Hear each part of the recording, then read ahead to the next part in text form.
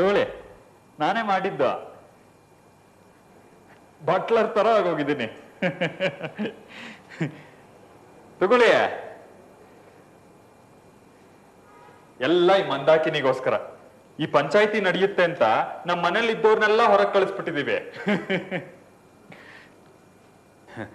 ತಗೊಳ್ಳಿ madam. Sir, ಇವ್ರಿಗೆ ಸಕ್ಕರೆ ಇಲ್ಲದೆ ಇರೋ ಕಾಫಿ ಕೊಡಿ. ಡಾಕ್ಟ್ರು ಸಕ್ಕರೆ ಇರೋ ಕಾಫಿ ಕುಡಿಬೇಡ ಅಂತ ಹೇಳಿದ್ದಾರೆ. ಅಯ್ಯೋ, ನಾ ಬೇರೆ ಕಾಫಿ ಮಾಡೇ ಇಲ್ಲ. ಕೊಡ್ರಿ ರಾಮನಾಥ್.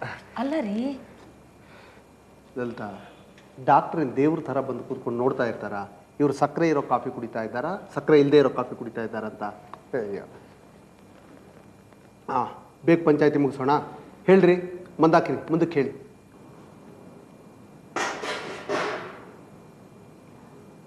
ಇಲ್ಲಿ ನಾನೊಂದು ಮಾತು ಹೇಳ್ತೀನಿ. ಮಕ್ಕಳು ಸೊಸೆ ಬದಲಾಯಿಸಿದ್ದಾರೆ ಅಂತಲೇ ಇಟ್ಕೊಳ್ಳೋಣ. ಆದರೆ ಇಷ್ಟೆಲ್ಲ ಆದಮೇಲೆ ಜೊತೇಲಿರೋದು ತುಂಬ ಕಷ್ಟ ಆಗುತ್ತೆ. ಕನ್ನಡಿ ಒಂದು ಸಾರಿ ಒಡೆದ್ಮೇಲೆ ಮತ್ತೆ ಕೊಡೋಕ್ಕಾಗಲ್ಲ ಅಂತ ಕುಮಾರ್ ದೀಕ್ಷಿತ್ ಅವರು ಕೋರ್ಟಲ್ಲಿ ಹೇಳಿದರು. ದೀಕ್ಷಿತ್ರಿಗೆ ಅವ್ರ ಮನೆ ಅಂದರೆ ತುಂಬ ವ್ಯಾಮೋಹ. ಅವ್ರ ಮನೆ ಅವ್ರಿಗೆ ವಾಪಸ್ ಕೊಡಿಸ್ಬಿಡಿ, ಕ್ರಿಮಿನಲ್ ಕೇಸ್ ಹಾಕಲ್ಲ. ನಾವು ಮನೆ ಮಾರಿದ್ದು 19 ಲಕ್ಷ ರೂಪಾಯಿಗೆ. ಆದರೆ ಈಗ ನಮ್ಮ ಹತ್ರ ಅಷ್ಟೊಂದು ದುಡ್ಡಿಲ್ಲ. ಡಿಸೋಜ ಅವರು 5 ಲಕ್ಷ ರೂಪಾಯಿ ಬಿಡ್ತೀನಿ ಅಂತ ಹೇಳಿದ್ದಾರೆ. ಅವರಷ್ಟು ದುಡ್ಡು ಬಿಡೋದಾದರೆ ನಾಳೆನೇ ಆ ಮನೆನ ನಮ್ಮ ತಂದೆಯವ್ರ ಹೆಸರಿಗೆ ಬರೆಸ್ಕೊಟ್ಬಿಡ್ತೀನಿ. ಹೌದಾ ಡಿಸೋಜ ಅವರೇ? ಹೌದು, 5 ಲಕ್ಷ ಬಿಟ್ಬಿಡ್ತೀವಿ. ಇದನ್ನು ನಾವು ಬೇರೆ ಯಾರಿಗೋಸ್ಕರನೂ ಮಾಡ್ತಾ ಇಲ್ಲ. ದೀಕ್ಷಿತ್ರನ ಮತ್ತು ಅವ್ರ ಹೆಂಡತಿನ ನೋಡಿದ್ರೆ ನಮಗೆ ನಮ್ಮ ತಂದೆ ತಾಯಿ ಜ್ಞಾಪಕನೇ ಬರುತ್ತೆ. ಯಾಕೆಂದರೆ ನಮ್ಮಿಬ್ರಿಗೂ ತಂದೆ ತಾಯಿ ಇಲ್ಲ. ಅದಕ್ಕೋಸ್ಕರ 5 ಲಕ್ಷ ಬಿಟ್ಬಿಡ್ತೀವಿ. 15 ಲಕ್ಷ ಕೊಟ್ಟರೆ ಸಾಕು, ವಾಪಸ್ ಬರ್ಕೊಟ್ಬಿಡ್ತೀವಿ. ಆದರೆ ಒಂದು ಸಣ್ಣ ಪ್ರಾಬ್ಲಮ್ ಆಗಿದೆ. ನನ್ನ ಮಗಳ ಮದುವೆಗೆ ಅಂತ ಇಟ್ಟಿದ್ದ 5 ಲಕ್ಷ ರೂಪಾಯಿ ಡೆಪಾಸಿಟ್ನು ತೆಗೆದುಬಿಟ್ಟಿದ್ದೀನಿ. ನನ್ನ ಕಾರು ಮಾರ್ಬಿಟ್ಟೆ. ನನ್ನ ತಮ್ಮ ಸತೀಶ್ ದೀಕ್ಷಿತ್ ಅಲ್ಲಿ ಇಲ್ಲಿ ಅಡ್ಜಸ್ಟ್ ಮಾಡಿ ಸ್ವಲ್ಪ ದುಡ್ಡು ತಂದು ಕೊಟ್ಟಿದ್ದಾನೆ. ಇಷ್ಟೆಲ್ಲ ಆದರೂ 15 ಲಕ್ಷ ರೂಪಾಯಿ ಅಡ್ಜಸ್ಟ್ ಮಾಡೋಕ್ಕಾಗಲಿಲ್ಲ. 10 ಲಕ್ಷ ರೂಪಾಯಿ ಮಾತ್ರ ತಂದಿದ್ದೀನಿ.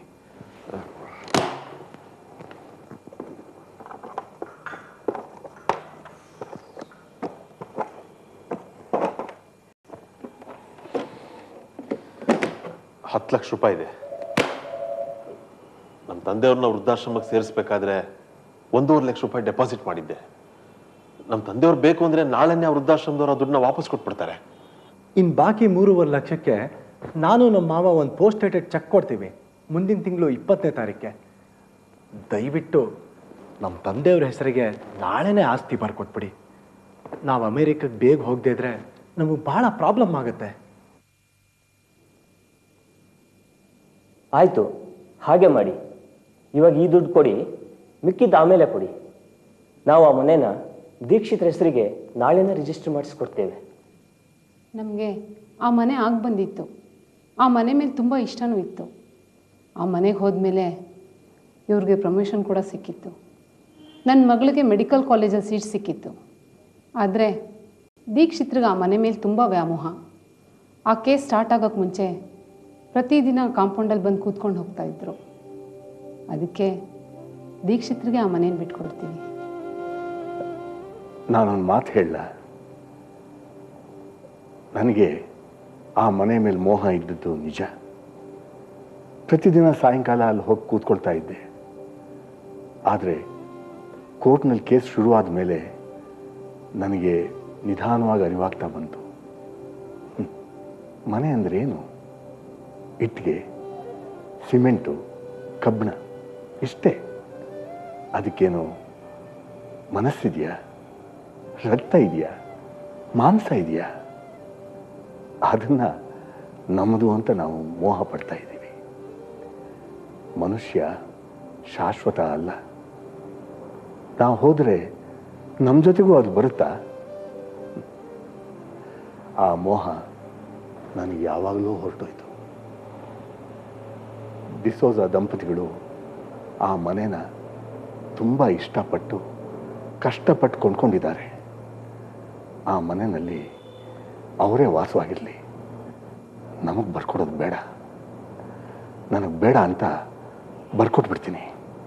ಅಲ್ಲ, ಅದು ದಯವಿಟ್ಟು ಆ ವಿಚಾರದಲ್ಲಿ ಒತ್ತಾಯ ಮಾಡಬೇಡಿ. ಮನೆ ವಿಚಾರದಲ್ಲಿ ನನ್ನ ತೀರ್ಮಾನ ಬದಲಾಗೋದಿಲ್ಲ. ಆ ಮನೆ ನಿಮ್ಮದು, ನೀವೇ ಅದರಲ್ಲಿ ಇರಬೇಕು. ಮತ್ತೆ ಈ ದುಡ್ಡು?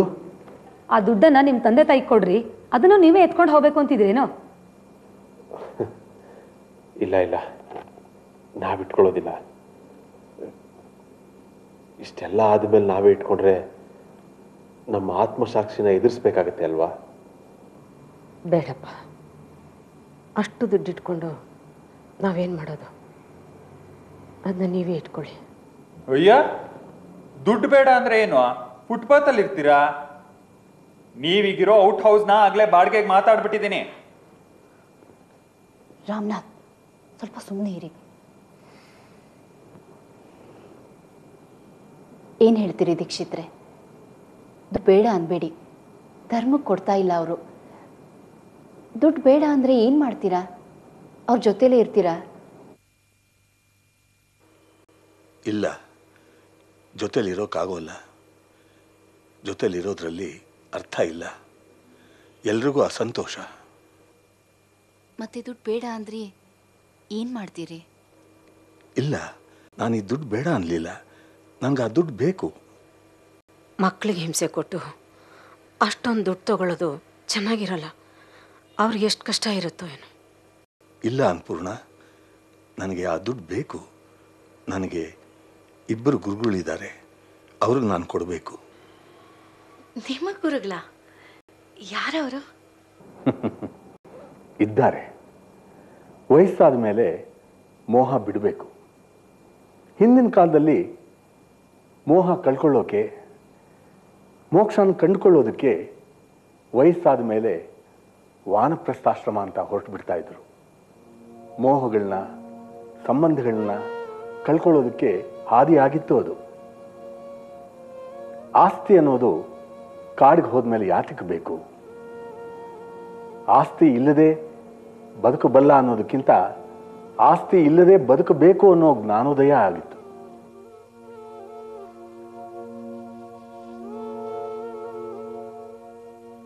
ಮಕ್ಕಳು ಸಂಸಾರಗಳಿಂದ ದೂರ ಇದ್ದರೆ ಮಾತ್ರ ಈ ಸಂಬಂಧಗಳನ್ನ ಕಟ್ಕೊಳ್ಬಹುದು. ಮೋಕ್ಷಕ್ಕೆ ಈ ಸಂಬಂಧಗಳನ್ನ ಕಟ್ಕೊಳ್ಳೇಬೇಕು. ಆದರೆ ನನಗೆ ಈ ಸಂಬಂಧಗಳನ್ನು ಕಟ್ಕೊಳ್ಳೋದು ಗೊತ್ತೇ ಆಗಿರಲಿಲ್ಲ.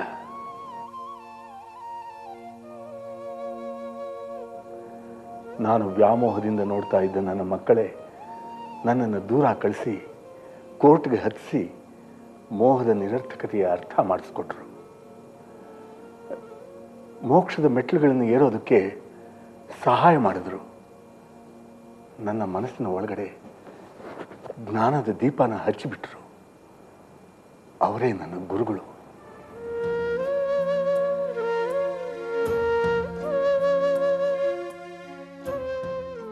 ನಾನು ವ್ಯಾಮೋಹದಿಂದ ನೋಡ್ತಾ ಇದ್ದ ನನ್ನ ಮಕ್ಕಳೇ ನನ್ನನ್ನು ದೂರ ಕಳಿಸಿ ಕೋರ್ಟ್ಗೆ ಹತ್ತಿಸಿ ಮೋಹದ ನಿರರ್ಥಕತೆಯ ಅರ್ಥ ಮಾಡಿಸ್ಕೊಟ್ರು. ಮೋಕ್ಷದ ಮೆಟ್ಲುಗಳನ್ನು ಏರೋದಕ್ಕೆ ಸಹಾಯ ಮಾಡಿದ್ರು. ನನ್ನ ಮನಸ್ಸಿನ ಒಳಗಡೆ ಜ್ಞಾನದ ದೀಪನ ಹಚ್ಚಿಬಿಟ್ರು.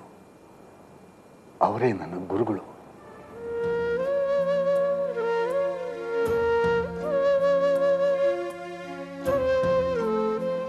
ಕಹಿಯಿಂದ ನಾನು ಈ ಮಾತನ್ನ ಹೇಳ್ತಾ ಇಲ್ಲ, ಆನಂದದಿಂದ ನಾನು ಈ ಮಾತನ್ನ ಹೇಳ್ತಾ ಇದ್ದೀನಿ.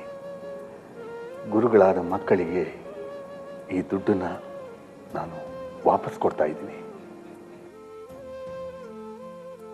ಈ ದುಡ್ಡನ್ನ ನೇರವಾಗಿ ನಾನು ಅವ್ರಿಗೆ ಕೊಡ್ತಾ ಇಲ್ಲ. ಈ 10 ಲಕ್ಷ ರೂಪಾಯಿನಲ್ಲಿ 2 ಲಕ್ಷ ರೂಪಾಯಿನ ಕುಮಾರನ ಮಗಳು ಗೌರಿ ಮದುವೆ ಕೊಡ್ತೀನಿ. 1 ಲಕ್ಷ ರೂಪಾಯಿನ ಕುಮಾರನ ಮಗನಿಗೆ ಕೊಡ್ತಾ ಇದ್ದೀನಿ. ಮಾವ, ಬೇಡ ಅನ್ನಬಾರ್ದು ವಿದ್ಯಾ. ಬೇಡ ಅನ್ನೋದಕ್ಕೆ ನಿನಗೆ ಹಕ್ಕಿಲ್ಲ.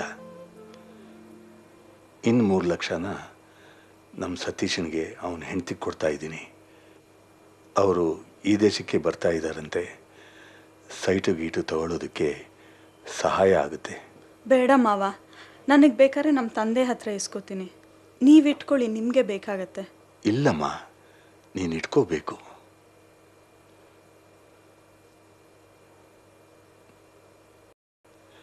ಇನ್ನು ಉಳಿದಿದ್ದರಲ್ಲಿ 2 ಲಕ್ಷನ ನನ್ನ ಮಗಳಿಗೆ ಕೊಡ್ತಾ ಇದ್ದೀನಿ. ಸೀಗೆ ಪುಡಿ ಫ್ಯಾಕ್ಟ್ರಿಲಿ ಕೆಲಸ ಮಾಡ್ತಾ ನಮ್ಮನ್ನು ಸಾಕ್ತೀನಿ ಅಂತ ಅನ್ಲು. ಆ ಋಣನ ನಾನು ಹೇಗೆ ತೀರಿಸ್ಲಿ? ತಗೋ. ಬೇಡಿ, ದಯವಿಟ್ಟು ಬೇಡ. ತಗೋ ಪುಟ್ಟ, ತಗೋ. ಎಲ್ಲ ಮೋಹನು ಕಳ್ಕೊಂಡೆ ಅಂತ ಈಗ ತಾನೇ ಹೇಳಿದೆ. ಆದರೆ ಈ ಮಗಳ ಋಣನ ಕಳ್ಕೊಳಕ್ ನನ್ನಿಂದ ಆಗ್ತಾ ಇಲ್ಲ.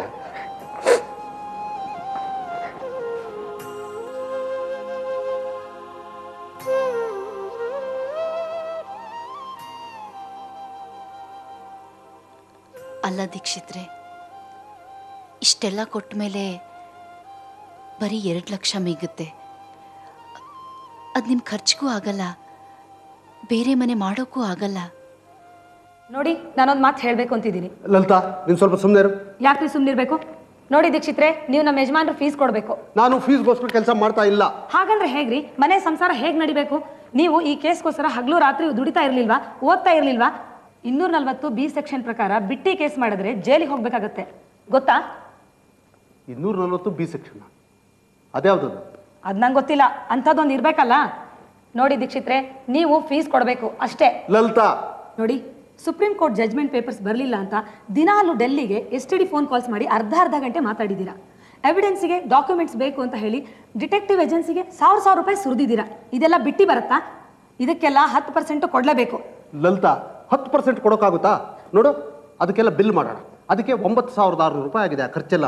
ನನ್ನ ಫೀಸು 10,000 ರೂಪಾಯಿ ಅಷ್ಟೇ. ಒಟ್ಟು 19,600 ರೂಪಾಯಿ. ಅದಕ್ಕಿಂತ ಪೈಸಾ ಜಾಸ್ತಿ ಇಲ್ಲ. ಸುಮ್ಮನೆ ಮಾತಾಡಬೇಡ. 10% ಕೊಡೋಕ್ಕಾಗ ಚಿತ್ರೆ? ತಾಯಿ, ನಿಮ್ಮ ಸಂಕಟ ನನಗೆ ಅರ್ಥ ಆಗುತ್ತೆ. ಈ ಮಾತು ಹೇಳೋದಕ್ಕೆ ನನಗೆ ಹಕ್ಕಿಲ್ಲ. ನಿಮ್ಮ ಯಜಮಾನರು ಬುದ್ಧಿವಂತರು, ಆದರೆ ವಿವೇಕ ಇಲ್ಲ.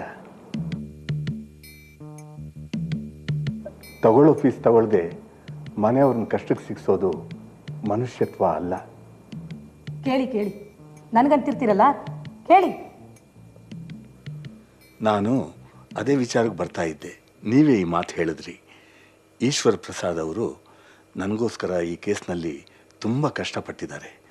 ಅದಕ್ಕೆ ಅವ್ರಿಗೆ ಈ ಹಣದಲ್ಲಿ 50,000 ರೂಪಾಯಿ ಕೊಡ್ತಾ ಇದ್ದೀನಿ.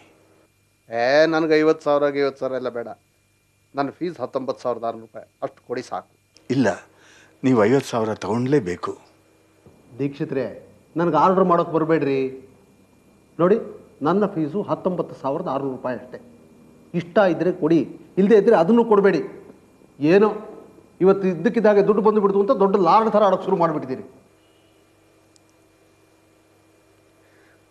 ನೋಡಿ, ನಾವು ನಿಮಗೆ ಕೊಡ್ತಾ ಇಲ್ಲ, ನಿಮ್ಮ ಹೆಂಡತಿ ಲಲಿತಾ ಕೊಡ್ತಾ ಇದ್ದೀವಿ. ನಿಮ್ಮ ಫೀಸು 19,600 ರೂಪಾಯಿ ನಿಮಗೆ ಕೊಡ್ತೀವಿ. ಲಲಿತಾ ಅವ್ರಿಗೆ 30,400 ರೂಪಾಯಿ ಕೊಡ್ತೀವಿ. ಅಯ್ಯೋ ಅಯ್ಯೋ, ನನಗೆ 30,000 ಎಲ್ಲ ಬೇಡ. ನಾನು ಜೋರಾಗಿ ಮಾತಾಡ್ತೀನಿ ಅಷ್ಟೇ. ನನಗೇನು ದುರಾಸೆ ಇಲ್ಲ. ನಮ್ಮ ಫೀಸು 19,600 ಅಷ್ಟು ಬಂದರೆ ಸಾಕು. ನೀನು ನನ್ನ ಮಗಳಿದ್ದಾಗಮ್ಮ, ಅರ್ಶಿನ ಕುಂಕುಮಕ್ಕೆ ಅಂತ ನಾನು ಕೊಡ್ತಾ ಇದ್ದೀನಿ. ಬೇಡ ಅನ್ನೋದಕ್ಕೆ ನಿನಗೆ ಹಕ್ಕೇ ಇಲ್ಲ. ಅಯ್ಯೋ, ನೀವು ಹೀಗೆ ಮಾಡಬಾರ್ದು. ನಿಜವಾಗ್ಲೂ ಬೇಜಾರಾಗುತ್ತೆ. ತಗೊಮ್ಮ. ಇರೋದೆಲ್ಲ ಕೊಟ್ಟು ಪಾಪರ್ ಆಗಿಬಿಡಿ ದೀಕ್ಷಿತ್ರೆ. ಆಮೇಲೆ ತಿರ್ಗಾ ನನ್ನ ಹತ್ರನೇ ಬಂದು ತಿನ್ನೋಕ್ಕಿಲ್ಲ ಕೇಸ್ ಹಾಕಿ ಅಂತ ನನ್ನ ಹತ್ರನೇ ಬನ್ನಿ. ಆಹಾ, ನಿಮ್ಮಂಥವ್ರನ್ನ ಕಟ್ಕೊಂಡು ಇನ್ನು ಯಾರಿಗೂ ಕೊಡ್ಕೂಡ್ದು. ಓಕೆ? ಇಲ್ಲ, ಈ 2 ಲಕ್ಷ ರೂಪಾಯಿನಲ್ಲಿ 1 ಲಕ್ಷ ರೂಪಾಯಿ ನಾನು ಇಟ್ಕೊಳ್ತಾ ಇದ್ದೀನಿ. ನಮ್ಮನ್ನು ಮಗಳಿಗಿಂತ ಜಾಸ್ತಿ ನೋಡ್ಕೊಂಡಿರೋ ಮಂದಾಕಿನಿ. ಯಾರು ಋಣ ತೀರ್ಸಿದ್ರು ಅವ್ರ ಋಣ ತೀರ್ಸೋದಕ್ಕೆ ನಮ್ಮ ಕೈಯಿಂದ ಸಾಧ್ಯ ಇಲ್ಲ. ಅವ್ರಿಗೆ 50,000 ರೂಪಾಯಿ ಕೊಡ್ತಾ ಇದ್ದೀನಿ. ದಯವಿಟ್ಟು ಬೇಡ ಅನ್ಬೇಡಿ. ನನ್ನ ಕೈಯಲ್ಲಿ ಆಗೋದು ಇಷ್ಟೇ. ನನಗೆ ಖಂಡಿತ ಬೇಡ ದೀಕ್ಷಿತ್ರೆ. ಬೇಡ. ಧರ್ಮಚಿತ್ರ ನಡೆಸ್ತಾ ಕೂತ್ಕೊಳ್ಳಿ. ಅಲ್ಲ ರೀ, ಆವತ್ತಿನಿಂದ ಇವರಿಬ್ಬರನ್ನು ಮನೇಲಿ ಇಟ್ಕೊಂಡು ಸಾಕಿದ್ದೀರಾ. ನಿಮ್ಮ ಗಂಡನಿಂದ ನಿಮ್ಮ ಮನೆಯವರಿಂದ ಅನ್ನಬಾರದನ್ನು ಅನ್ನಿಸ್ಕೊಂಡಿದ್ದೀರಾ. ಹಗಲು ರಾತ್ರಿ ಅವ್ರ ಹಿಂದೆ ಸುತ್ತಿದ್ದೀರಾ. ಅವರು ಅಪಾತ್ರರಿಗೆಲ್ಲ ಲಕ್ಷಗಳು ಕೊಟ್ಟಿದ್ದಾರೆ. ಅವ್ರು ನಿಮ್ಗೆ 50,000 ಕೊಟ್ಟರೆ ಬೇಡ ಅಂತೀರಾ? ತಗೊಳ್ರಿ, ಸುಮ್ಮನೆ ತಗೊಳ್ರಿ. ಸರಿ ದೀಕ್ಷಿತ್ರೆ. ರೀ ದೀಕ್ರೆ, ನನಗೂ 50,000 ರೂಪಾಯಿ ಕೊಟ್ರಿ, ಈ ಮಂದಾಕಿನಿವ್ರಿಗೂ 50,000 ರೂಪಾಯಿ ಕೊಟ್ರಿ. ನಾವಿಬ್ಬರು ಒಂದೇನೇನ್ರಿ? ಅಲ್ಲ, ನಿಮಗೆ ಬೇಕಾದರೆ ಇನ್ನು ಸ್ವಲ್ಪ ಜಾಸ್ತಿ ಕೊಡ್ತೀನಿ. ನಂಗೆ ಜಾಸ್ತಿ ಕೊಡ್ರಿ ಅಂತಲ್ರಿ, ಮಂದಾಕಿನಿವ್ರಿಗೆ ಜಾಸ್ತಿ ಕೊಡಿ ಅಂತ ನಾನು ಹೇಳ್ತಿರೋದು. ಪಾಪ ನಿಮಗೋಸ್ಕರ ಎಷ್ಟೊಂದು ಓಡಾಡಿದ್ದಾರೆ ಅವರು. ಅವ್ರಿಗೊಂದು ವೆಹಿಕಲ್ ಕೂಡ ಇಲ್ಲ. ಅವ್ರಿಗೊಂದು ವೆಹಿಕಲ್ ಇತ್ತು, ಅವ್ರ ಗಂಡ ಅದನ್ನು ಅವ್ರಿಗೆ ಮೋಸ ಮಾಡಿ ಟೋಪಿ ಹಾಕಿ ಮಾರ್ಕೊಂಡ್ಬಿಟ್ರು. ಪಾಪ ಒಂದು ವೆಹಿಕಲ್ ತಗೊಳ್ಳಿ, ಒಂದು 20,000 ಕೊಡಿ, ಅವ್ರ ಗಂಡನ ಕೈಗೆ ಕೊಡಿ, ತೆಕ್ಕೊಡ್ತಾರೆ.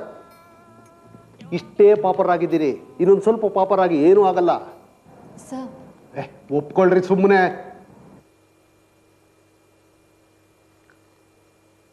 ಬರೀ 80,000ದಲ್ಲಿ ಏನು ಮಾಡ್ತೀರಿ? ಹಳೆ ವೃದ್ಧಾಶ್ರಮ ಇದೆಯಲ್ಲ, ಅಲ್ಲಿಗೆ ಹೋಗ್ತೀನಿ. 1.5 ಲಕ್ಷ ರೂಪಾಯಿ ಇದೆಯಲ್ಲ, ಎಲ್ಲರ ಜೊತೆ ಕಷ್ಟಪಡೋದನ್ನ ಕಲಿತೀನಿ. ಅಲ್ಲಿ ಒಂದು ಹಾಲ್ನಲ್ಲಿ 40 ಜನ ಇದ್ದಾರೆ. ಆ 40 ಜನಕ್ಕಿಂತ ನಾನೇ ಶ್ರೇಷ್ಠ ಅನ್ನೋ ಅಹಂಕಾರ ಇತ್ತು ಇಷ್ಟು ದಿವಸ. ಆ ಅಹಂಕಾರನ ನಾನು ಕಳ್ಕೊಂಡಿದ್ದೀನಿ. ಆ 40 ಜನದಲ್ಲಿ ನಾನು ಒಬ್ಬ. ಹಾಂ ನೋಡಿ, ಈಗ ನಾನೊಂದು ಮಾತು ಹೇಳ್ತೀನಿ. ನೀವು ನಮಗೆ ತಂದೆ ತಾಯಿ ಥರ ಅಂತ ಆಗಲೇ ಹೇಳಿದ್ದೀನಿ, ನೀವು ಹೇಳಿದ್ದೀರ. ಈಗ ಈ ಮಗಳು ಹೇಳ್ದಂಗೆ ಕೇಳೋಕ್ಕೆ ಇಷ್ಟ ಇದೆ ತಾನೇ? ಅಂದರೆ ನಿಮ್ಮಲ್ಲೇ ಬಂದಿರಿ ಅಂತ ಹೇಳ್ತಾ ಇದ್ದೀರಾ? ಇಲ್ಲ, ನಾವು ಮೊನ್ನೆ ಗೋವಾ ಟೂರ್ ಹೋಗಿದ್ವಿ. ಬರ್ತಾ ಹಾಗೆ ಶೃಂಗೇರಿ ಮೇಲೆ ಬಂದ್ವಿ. ಅಲ್ಲಿ ನಿಮ್ಮ ಜನದವರೇ ಒಂದು ವೃದ್ಧಾಶ್ರಮ ಮಾಡಿದ್ದಾರೆ. ಕ್ಲೀನಾಗಿದೆ, ಮಡಿಯಲ್ಲಿ ಅಡುಗೆ ಮಾಡ್ತಾರೆ, ಗಂಡ ಹೆಂಡತಿ ಇಬ್ಬರಿಗೆ ರೂಮ್ ಕೊಡ್ತಾರೆ. ನದಿ ದಡದಲ್ಲಿದೆ, ಸುತ್ತ ಕಾಡು, ತುಂಬ ಚೆನ್ನಾಗಿದೆ. 1 ಲಕ್ಷ ರೂಪಾಯಿ ಡೊನೇಷನ್ನು, ಗಂಡ ಹೆಂಡತಿ ಇಬ್ರಿಗೂ ಲೈಫ್ ಲಾಂಗ್. ನಿಮ್ಮನ್ನು ಕೇಳದೆ ನಿಮ್ಮ ಹೆಸರಲ್ಲಿ 1 ಲಕ್ಷ ಡೊನೇಷನ್ ಕಟ್ಬಿಟ್ಟಿದ್ದೀವಿ. ನೋಡಿ ರಸೀತಿ.